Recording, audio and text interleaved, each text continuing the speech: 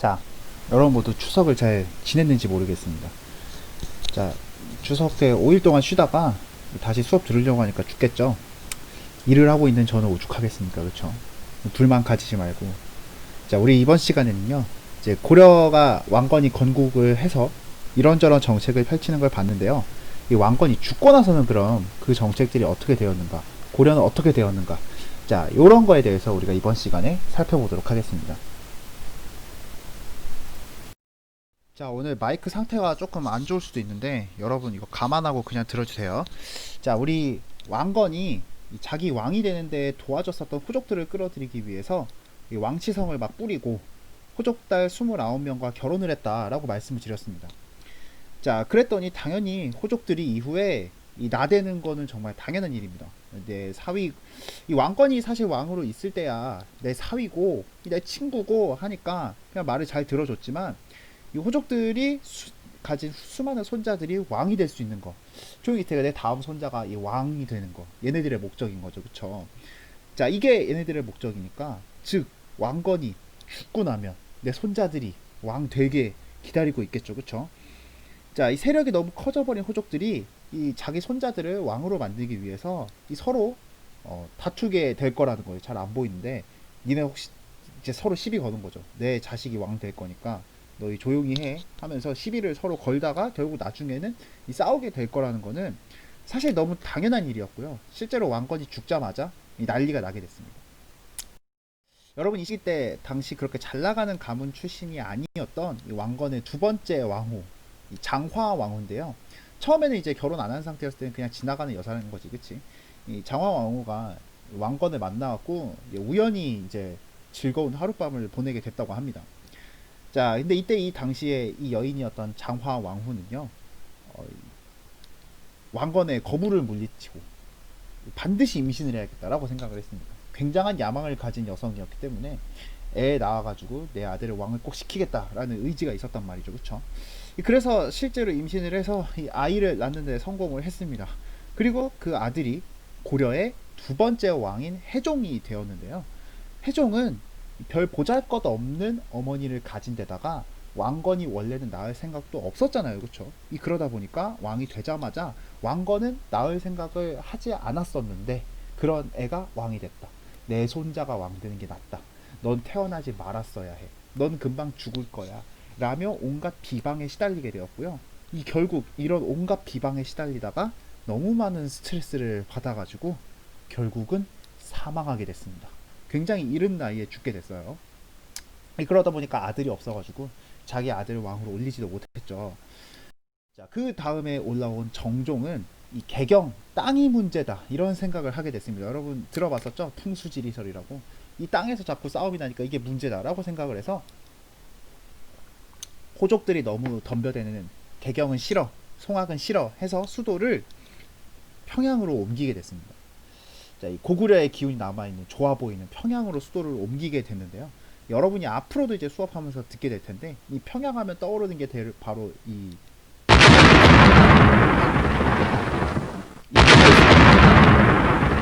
정종이 놀라가지고 얘가 병이 들어서 죽게 돼버렸습니다. 자, 원래부터 몸이 좀 약했던 정종, 혼란한 시기에 자기 어린 아들을 왕으로 올려봤자 죽을 게 뻔하죠. 그쵸? 왜? 아기가 올라왔다고 생각해봐봐. 다른 호족들이 뭐라고 생각하겠어요? 바로 얘는 죽여야 돼 이렇게 생각할 거 아니야. 그치? 자, 그래서 동생 중에서 가장 성격이 세서 살아남을 것 같은 동생한테 결국 왕 자리를 물려주게 되는데요. 자, 그 왕이 바로 고려의 네 번째 왕이었던 광종이었습니다. 자, 그 광종은 이 형들이 다 이렇게 죽어나가는 모습을 지켜본 상태로서 왕이 됐는데요. 나도 그렇게 죽어나가고 싶지 않으면 무언가 조치를 취해야 되겠죠? 자, 그 모습 잠깐 살펴보도록 할게요. 자, 여러분, 광종이 보기에 호족들이 너무 나대고 있기 때문에 이 상황을 반드시 정리를 해야 내가 죽지 않을 수 있고 고려가 앞으로도 이 문제가 없이 나아갈 수 있다라는 생각을 하게 됐습니다. 자, 그래서 광종은 호족들이 더 이상 나대지 못할 공식적인 방법을 찾게 되었는데요. 여러분 당시에 호족들이 이렇게 나댈 수 있었던 이유는 엄청난 노비를 거느리면서 왕권 때부터 내려온 관직을 가지고 있었기 때문이었습니다. 즉 노비들이 마음대로 일을 해주니까 나는 계속 돈이 늘어나는 거고요. 그쵸? 그 다음에 이 왕의 장인, 그 다음에 왕건이랑 친해. 그러니까 높은 관직을 그냥 공짜로 받는 경우가 많았단 말이죠. 그쵸? 그러다 보니 이 제도 때문에 얘네들이 경제적인 권력도 손에 넣고 정치적인 권력도 손에 넣고 있으니까 이 나라의 왕보다 호족들이 더 힘이 센 상태가 되어버렸다라고 생각을 한 거죠. 그래서 광종은 얘네들의 경제적, 정치적 권력을 다 날려버릴 것을 목표로 삼게 됐습니다. 자, 이 두 가지를 어떻게 없앨 것인가 당연히 고민을 하겠죠. 자, 그래서 광종은 우선 왕이 되자마자 아주 잘나지는 않은 작은 호족들에게 어느 정도 잘해주기 시작하면서 이 사람들과 좋은 관계를 유지하게 됐습니다. 자, 이 사람들이 왜 광종이 친하게 지내자고 하니까 좋아했느냐? 얘네들도 너무 많은 세력이 컸던 호족들한테 계속 괴롭힘을 당하고 걔네들 때문에 나도 좀 잘났는데 뭔가 성장을 못하고 있는 상태인 거죠. 이게 불만이었는데 광종이 친하게 지내자고 하니까 그러면 나도 이제 잘 나갈 수 있으려나 하면서 광종과 좋은 관계를 유지하게 되었습니다. 그 다음에 또 누구한테 친하게 지내게 되었느냐? 바로 중국의 여러 나라들과 친하게 지내게 되었는데요. 이 당시에 중국은 굉장히 잘 나가는 나라잖아요. 그렇죠? 그래서 나 중국에게서 인정받는 사람이다 라는 걸 통해서 자기 위세를 또 높이려고 했습니다. 또 하나, 자기 돈을 직접 들여서 어마어마한 사찰을 지어주면서 불교 스님들의 사랑을 아주 듬뿍 받게 되었는데요. 자, 이를 통해서 세력이 작은 호족들, 중국 그리고 불교를 자기 편으로 끌어들임으로써 호족들에게 대적할 어느 정도의 힘을 가지게 되었습니다. 자, 이후에 광종은요, 내 편이 생겼으니까 이제 잘 나가는 호족 통제를 해야겠다라는 생각을 하게 된 거죠.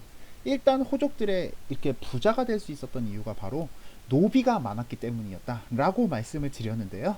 자, 그래서 전국에 있는 노비를 다 조사해가지고 아무래도 이상해. 너네 노비 너무 많아.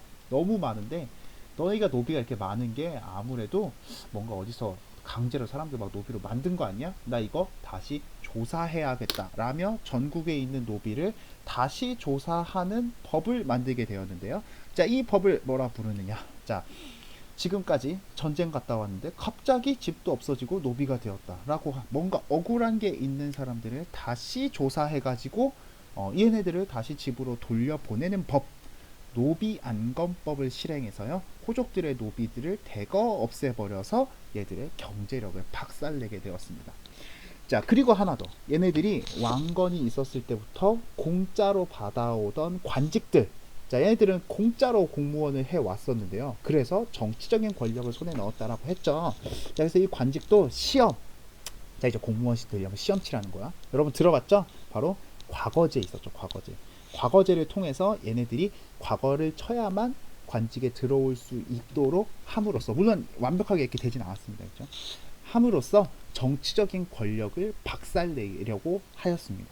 자, 이를 통해서 호족들의 권력을 크게 누르게 되었다. 과거제와 노비안건법으로 호족들의 세력을 크게 약화시켰다. 여러분, 사실 원래 이 노비들은요, 사람이 아닙니다. 자, 사람이 아니기 때문에 세금도 내지 않습니다. 자, 그런데 노비 안건법이 실시가 되면서 이 노비들이 대거 풀려나서 농민이 됐습니다. 자, 일반 농민이 되었으니까 이제 뭐가 된 거야? 이제 사람이 된 거야. 그치? 얘들은 이제 자유로워진 대신에 세금도 내게 됐습니다. 자, 그래서 나라 돈이 크게 증가하게 되었으니 이 돈으로 왕이 하고 싶은 거 할 수 있겠죠. 국왕의 권력이 크게 증가될 것이다 확인할 수 있겠네요.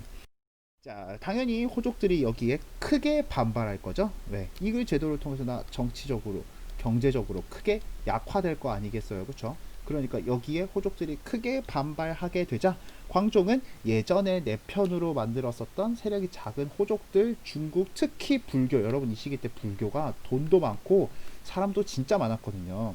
이 불교를 이용해 가지고 이들을 대거 날려버리게 됐습니다. 자, 뭐 여기 보면 알겠지만 왕에게 협력하는 호족들을 이용하거나 아니면 왕이 나를 좋아하는 스님들의 파워를 이용해 가지고 호족들을 작살내게 되었다라는 거 하나 확인할 수 있겠죠. 자, 이렇게 다 날려버렸으니 내 스스로가 바로 황제다 라며 이전에 고구려 왕들이 썼었던 연호를 쓰는 등 압도적인 권력을 광종이 휘두를 수 있게 되었다. 하나 확인해 두도록 할게요. 자, 황제니까 연호를 쓰게 된 거죠. 성종 때 신하들을 대거 박살내 두었으니까 이후 신하들이 사실 어떤 생각을 하게 되었느냐, 어리버리한 왕이 올라오면은 아주 내가 진짜 이번에 왕 작살내 놓을 거야 라며 왕에게 크게 분노하게 되겠죠. 왕이 뭔가 빈틈을 보이면 가만 안 두겠다고 생각할 거예요. 자, 그래서 이 다음에 올라왔었던 고려의 왕 성종은요, 반대로 신하들을 조금씩 풀어주기 시작합니다. 너무 많이 죽였으니까 신하들이 분노할 걸 우려해서 신하들을 조금씩 풀어주게 되는데요. 자, 그래서 이때 최승로라고 하는 신하가 내가 그러면 신하들과 이야기하면서 사는 정치가 어떤 건지 제안을 하겠습니다 라며 어, 가르치는 것을 통해서 이 신하들이 왕한테 좀 덤빌 수 있잖아요, 그치? 덤빌 수 있어도 뭔가 교육, 잔소리 이런 걸로 신하들을 끌어가야지, 다 죽여버리면 혼자서 정치할 거야? 그건 안 되잖아요, 그렇죠? 자, 그래서 이때 최승로가 교육 잔소리로 따라오게 하는 게 맞다는 주장을 담은 시무 28조라는, 여러분 교육 잔소리 이거 어디서 나온 거야? 유학 유교에서 나온 거였지, 그치? 즉 유학 유교식 정치를 하는 게 맞다라는 내용이 담긴 시무 28조를 올리면서 이 사상이 기반이 된 유교를 중심이 한 나라를 만들겠다라고 선언을 하게 됐습니다. 그리고 이 유교식 나라를 만들기 위해서 당나라에서도 시행되고 있었던 신하들과 함께 논의하는 정치, 바로 삼성육부제를 모방한 정치 체제로 나라를 운영하게 되었고요. 자, 그러면서도 전국의 많은 사람들이 내 말을 잘 듣게 하기 위해서 전국에 자기 부하를 지방에 쫙 파견을 하게 되었으니 이 사람들을 지방에서 일하는 관리, 지방관이라고 부르게 됩니다. 자, 그럼 우리가 이 다음에 무엇을 알아볼 것이냐? 성종이 이렇게 지방에서 일하는 관리들을 만들기 위해서 지방에 그 유교식 정치를 하기 위해서 다양한 정치 기구를 만들게 되었는데요. 여러분 조금 싫어하지만 이 정치 기구에 대해서 확인해 보도록 할게요. 자, 먼저 학습지 잠깐 보도록 하겠습니다. 자, 볼게요. 자, 광종 때 정책 목표는 호족의 세력을 약화시키는 거고요. 자, 노비양권법으로 호족들이 차지한 노비를 풀어주고, 그 다음에 과거제를 통해서 유교적 지식과 능력을 갖춘 인재를 등용한다고 했는데요. 여러분 여기서 유교적 지식과 능력이라는 거는 충성이죠, 충성. 자, 충성이니까 왕한테 잘하는 사람을 시험으로 뽑겠다라는 뜻이겠죠. 자, 그래서 이후에 자기를 황제라고 부르게 하고 연호를 사용했다라는 거 하나 확인하시고요.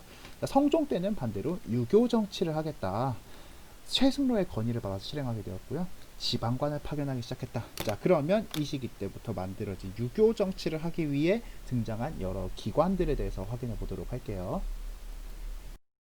자, 성종 시기 때 만들었었던 고려의 여러 정치 제도, 여러 정치 기구들은요, 기본적으로는 당나라의 삼성육부제와 아주 크게 유사합니다.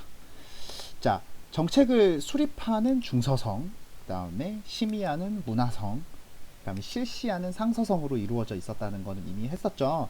여러분 궁금하시면 당나라 때 거 다시 한번 살펴보도록 하세요. 자, 그러나 여러분 당의 삼성육부와의 차이가 있습니다. 어디에 있느냐? 바로 이 문화성이 문제였는데요. 중서성이 왕 명령대로 정책을 만들다 보니까, 여러분 저번 제가 활동지를 할 때 말씀을 드렸죠. 자, 왕의 세력이 점점 커지기 시작하면서 사실 왕이 시키는 대로 중서성이 그냥 정책을 만들게 됐어요.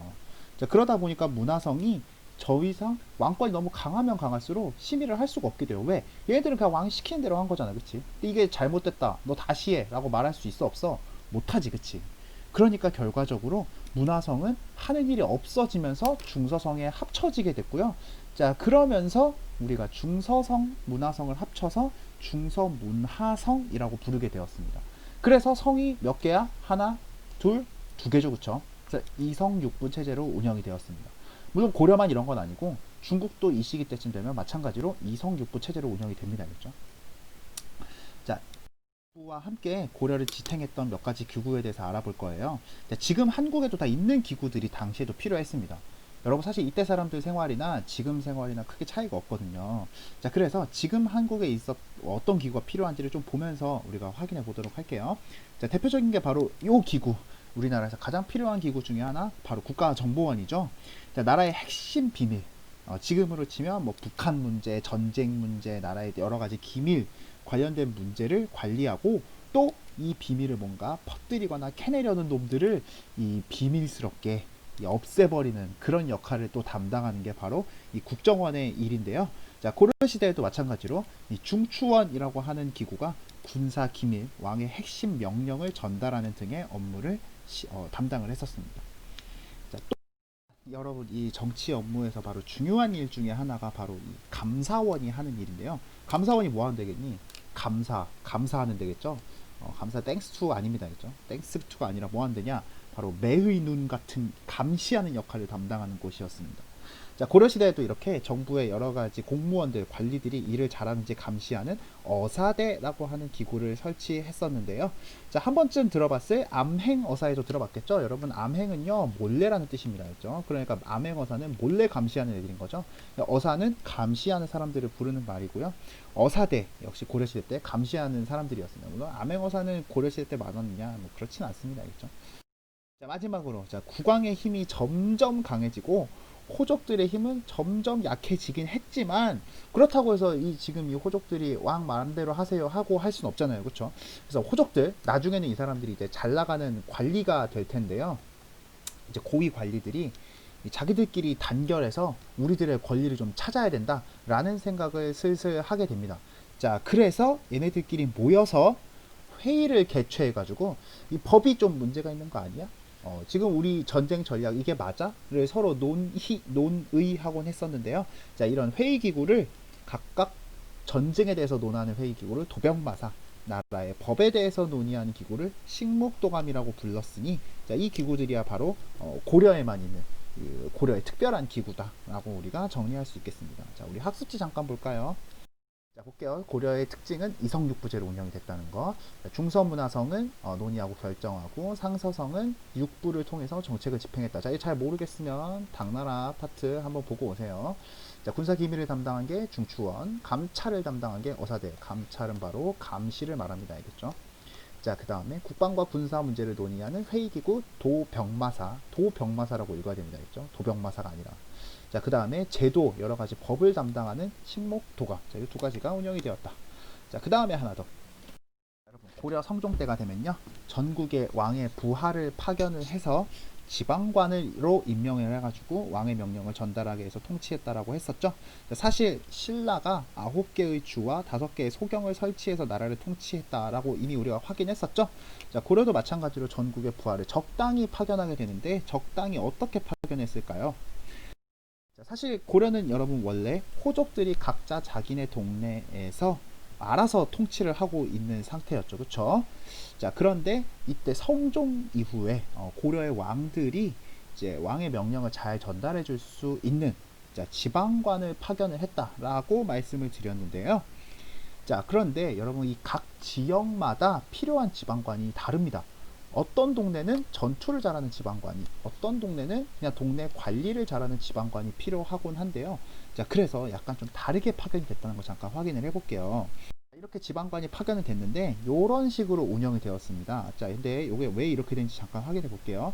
자, 여러분 요 북쪽 지역 빨간색으로 칠해져 있는 이 지역은요, 이 위에는 고려가 짐승이라고 주장을 했었던 거란이라고 하는 애들이 사는 동네고요. 이 오른쪽은 해적이 바글바글한 동네였습니다.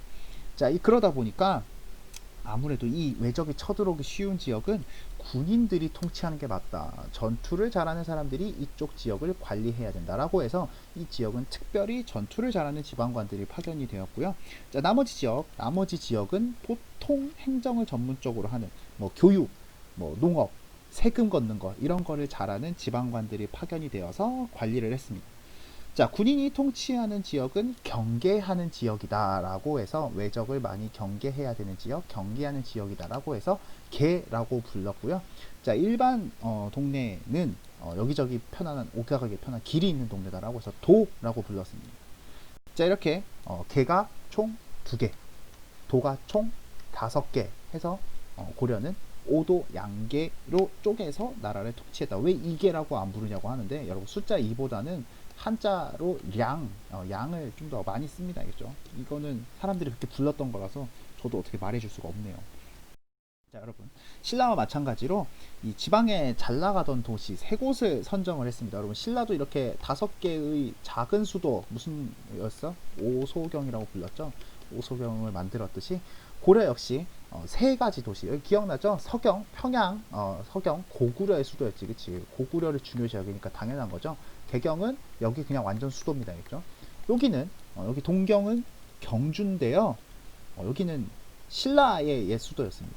근데 사실 사람들이 점점 야 신라 망한 나라잖아. 망한 나라 신라의 수도를 왜 챙겨줘? 라고 하는 얘기가 많아지기 시작하면서 점점 훨씬 사람도 많이 살고 살기도 좋은 한강 근처의 남경, 지금의 서울이 큰 인기를 끌게 되었는데요. 자, 그래서 이렇게 삼경이 설치돼서 운영되었다는 것도 하나 기억해 두도록 하겠습니다. 자, 하나 더. 넓었던 도, 그 다음에 개. 여기 아래에도 이제 사실 전국이 한국이 이렇게 넓은데 7명 가지고 운영이 안 되잖아요, 그렇죠? 그래서 이 넓었던 도와 개 아래에도요 차례로 이제 몇몇 곳에 추가로 지방관을 파견을 하게 됩니다. 이제 공무원 지방관들을 파견을 하게 되는데요. 자, 문제가 뭐냐? 얘네들이 다 직장인이다 보니까 얘네들 여기에 보내가지고 일을 시키면 당연히 월급을 줘야 됩니다, 그렇죠? 때 여러분 문제가 뭐냐면 고려가 아직 그 정도로 나라에 돈이 많이 없고 여유가 없는 상태여가지고요 모든 동네에 지방관을 다 파견할 수는 없었어요. 그러니까 공무원이 파견이 안 되는 동네가 꽤 있다는 거죠, 그렇죠? 보이지, 그치? 자, 그렇게 그러다 보니까 좀 큰 동네, 좀 괜찮은 동네에만 공무원이 파견이 되고 이렇게 연애들이 좀 파견이 되면 좋은 동네인 거지, 그치? 그렇지 않은 동네는 그냥 적당히 마을 사람들끼리 그냥 알아서 살아가는 그런 동네로 운영이 되었습니다. 자, 이런 큰 동네를 우리가 주현이라고 부르고요. 지방관이 파견이 안 된 작은 동네를 속현이라고 부르고 있습니다. 즉, 아직까지 속현이 훨씬 많았는데 고려가 완벽하게 나라를 운영하진 않았구나라는 걸 확인할 수 있겠죠. 여러분, 고려에는 이렇게 주현, 속현만 있는 게 아니었습니다. 왜냐하면 이 고려가 여러 전쟁을 거쳐갖고 통일을 했었죠. 물론 신라는 나중에 항복하긴 했지만 처음부터 사이가 엄청 좋았던 건 아니잖아요, 그렇죠? 자, 그래서 이 고려와 전쟁을 하는 과정에서 생긴 문제가 있었습니다. 바로 왕건이 싸우기 싫으니까 너네 항복해라고 협박하면은 일찍 고려에 항복한 동네도 있었지만 끝까지 항복 안 하고 버티던 애들도 있습니다. 신라가 좋다느니 뭐 고려가 좋다느니 뭐 견훤이 더 좋다느니 이런 애들이 있었던 거죠, 그렇죠? 자, 그래서 나중에 왕건이 나라를 통일을 하고 나서도 얘네들 항복 안 한 애들 가만히 안 넘어가는 거야. 그래서 얘네들을 차별하게 됩니다. 특수행정구역이라고 부르면서 향, 소, 부곡이라고 부르면서 차별하게 되는데요. 여기 살면 이사도 못 가, 마음대로. 세금은 많이 내야 돼. 나라에서 시키는 일 더 많이 해야 돼. 굉장한 차별을 많이 받았다는 거 하나 확인해 두도록 할게요. 자, 학습지 보겠습니다. 자, 양계, 그 다음에 오도, 그 다음에 수도인 개경 설치해서 운영했다는 거. 자, 그 다음에 삼경은 개경, 고구려 수도 서경, 신라 수도 동경이었다가 이후 서울, 남경이 동경을 대신하게 되었다. 자, 특수행정구역은요 정말 좋은 데가 아니라 차별받는 애들입니다. 그렇죠? 차별받는 향, 소, 부곡으로 향, 부곡, 소네요로 이루어져 있었다는 거 하나 확인해 두고 우리 마지막으로 넘어가도록 하겠습니다. 여러분, 광종의 명령으로 고려의 과거가 만들어지게 되었다라고 말씀을 드렸는데요. 크게 이 되고 싶은 직종에 따라서 그냥 일반 그냥 여러분이 알고 있는 공무원들 있죠. 그 다음에 특별한 기술을 가진 공무원들도 있습니다. 지금으로 치면 뭐 예를 들어 기상청 가는 분들 있죠. 날씨 보는 분들. 그 다음에 또 뭐 건축과 관련된 공무원들도 있겠죠. 그렇죠? 그 다음에 스님, 말이 안 된다고 생각하겠지만요. 여러분, 이때는 나라의 종교거든요, 불교가. 그래서 스님도 나라의 공무원이었습니다. 그렇죠? 자, 그리고 군인 같은 거 되려면 딱 시험을 쳐야 되는데, 자, 고려의 과거는요, 내가 뭐가 되고 싶느냐에 따라서 크게 세 개로 나누어집니다. 하나가 문관, 일반 공무원이 되려면 문과, 그 다음에 의사나 법관이 되려면 잡과, 의술, 외국어, 법 이런 게 당시에는 잡스러운 기술이라고 사람들이 불렀거든요. 그 다음에 스님이 되려면 승과를 거쳐야 됐습니다. 승려할 때 쓰는 표현입니다. 알겠죠?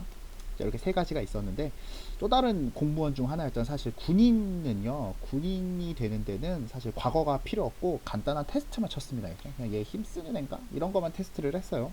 그러니까 나머지 과거를 쳐서 통과해가지고 된 이 사람들이 어떻게 생각하겠니? 아, 쟤들 과거도 안 치고 되게 무식한 애들이야 라며 군인을 크게 무시하곤 했었습니다. 그 외에도 높은 호족이나 부자들의 자식이면요, 높은 호족들, 그러니까 잘 나가는 사람들 있죠. 아니면 아주 고위 공무원이 이미 된 사람들, 그 사람들의 자식이면 추천으로 공무원이 될 수 있는 제도가 있었습니다. 공무원 1등급에 올라온 땡땡땡이면 당연히 자식도 똑똑할 거니까 과거 안 쳐도 돼. 한 제도가 있었다는 거죠. 자, 이 제도, 즉 음서라고 부르는 제도가 있었는데요. 쉽게 말하면 백으로 공무원 되는 제도라고 할 수 있겠죠. 아빠 잘나면 공무원이 될 수 있는 겁니다. 그죠? 여러분 지금도 뉴스에서 가끔씩 쓰입니다. 현대판 음서제라는 거는 아버지 백으로, 자녀들이 아버지 백으로 올라갔다라는 뜻인 거죠. 자, 마지막으로 하나 더 볼게요. 신라에는 신문왕의 국학이 우수한 인재를 키웠다면 고려에서도 역시 성종이 과거를 제대로 치려면 학교를 가야 되잖아요. 그렇죠? 그래서 국가 최고의 인재를 키우는 국자감이라고 하는 학교를 세웠습니다. 여기 뒤에 진짜 실제로 나라의 최고의 학교가 있네요. 한번 확인해 보세요. 나중에 오면 같이 보세요. 알겠죠? 하지만 고려 역시 실제로는 학원이 훨씬 인기가 많았다라는 슬픈 사실이 전해져 내려오고 있습니다. 마지막으로 학습지 정리하고 오늘 수업 마칠까요? 자, 볼게요. 자, 문관을 뽑는 문과, 기술관을 뽑는 잡과, 승려를 뽑는 승과가 있었고요. 자, 여러분 군인을 뽑는 시험은 없었습니다. 군인 과거는 없었다. 자, 그 다음에 음서는 왕족이나 5풍 5등급 이상의 관리 자손을 관직에 임명 추천하는 제도입니다. 알겠죠? 자, 그 다음에 고려의 가장 높은 기관은 국자갑니다. 신라는 국학이었죠. 이번 아직 시험 안 쳤지 우리. 다 비교하는 문제 낼 수 있겠죠. 그쵸? 하나 확인해두고 오늘 수업은 여기까지 할까요?